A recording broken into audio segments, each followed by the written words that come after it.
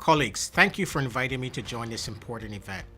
Let me start with a frank assessment of where the world is in its fight against the climate crisis. We're in trouble.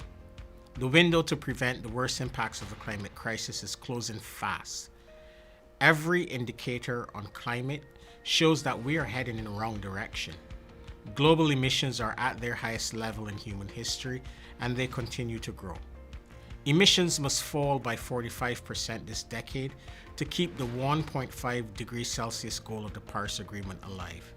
Yet, alarmingly, they're set to increase by 14% based on the nationally determined contributions submitted by countries.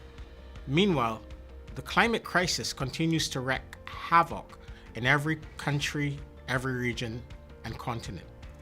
The heat waves in Europe, colossal floods in Pakistan, and the prolonged and severe droughts in China, the Horn of Africa, and the United States are just a few examples of what we've been witnessing.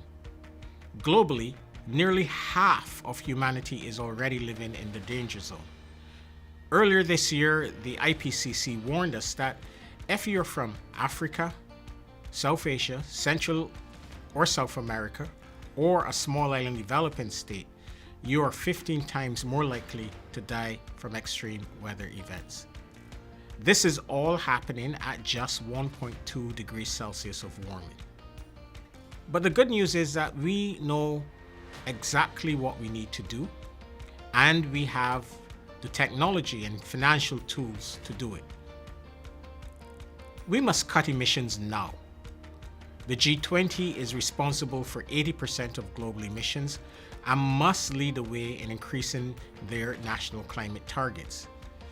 And they must put in place domestic policies and measures supporting the implementation of these targets to provide certainty and predictability on the direction of travel. Coal must be phased out by 2030 in OECD countries and 2040 in the rest of the world. We must accelerate the deployment of renewables. They must account for at least 60% of global power generation by 2030. This will require us to massively scale up investments in renewable technology, but also in grid infrastructure to accommodate the necessary flexibility. For this, we need to lower the cost of capital in developing countries, ease permitting rules, and create the right mix of policies and incentives.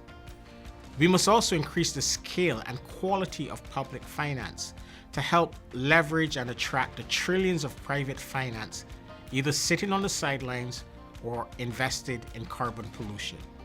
It should concern all of us that of the more than $100 trillion in assets under management held by American and European institutional investors, a mere 1% of and 3% respectively are invested in the developing world and in a very small number of developing countries. Colleagues, the cost of capital represents one of the biggest challenges to the widespread deployment of renewable energy in the developing world. In fact, it can be as much as 7 times higher in the developing world than in the developed world. Renewables investment require large amounts of upfront capital, as much as 80% of the total investment.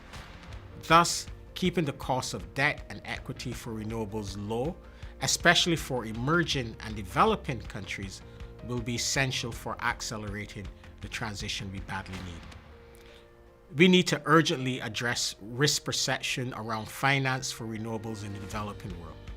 High risk perceptions means higher premiums, and this increases the cost of capital for renewable energy investments in the developing world.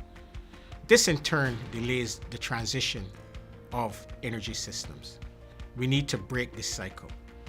Governments must set clear short and medium-term energy and sectoral plans and policies that are consistent with net zero by 2050.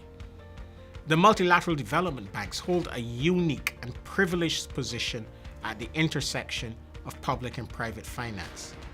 Shareholders have the power to make these institutions fit for purpose. They must give management the mandate to change business models, to take more risks, and be more creative in developing and delivering the support and investments needed. This also means bolstering their toolbox of instruments and expanding their capital base to mobilize private finance at pace and scale. Regulators must reflect climate risk in their supervisory functions and requirements for commercial banks, insurers, and asset managers. Private financial institutions must devote time and resources to deepen their understanding of the realities of developing country markets. Colleagues, amid the worsening climate crisis, business as usual and tinkering around the edges is not a viable way forward. We need all hands on deck. You have powerful voices, wide influence, and resources on a scale that can deliver real change. I urge you to put these assets to work and send the loudest possible message to government, business, and financial institution decision makers that now is the moment to accelerate action to reduce emissions and protect people and livelihoods.